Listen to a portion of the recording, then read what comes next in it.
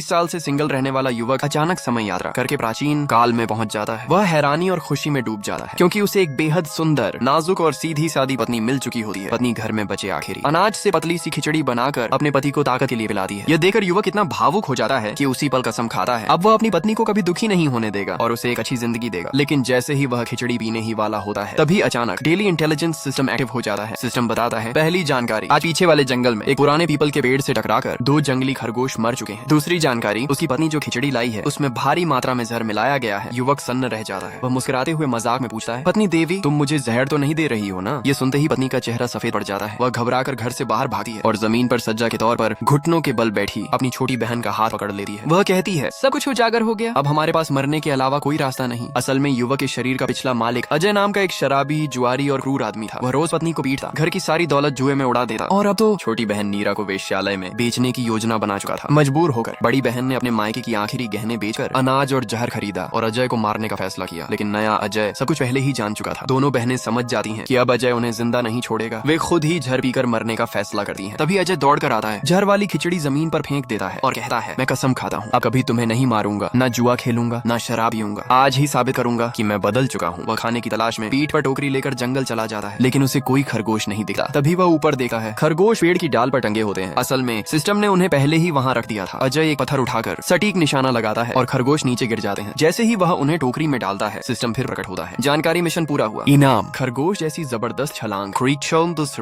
Critical attack क्षमता। अभी वह टेस्ट भी नहीं कर पाता कि सिस्टम नई जानकारी दे देता है। नेक्स्ट पार्ट के लिए सब्सक्राइब करें।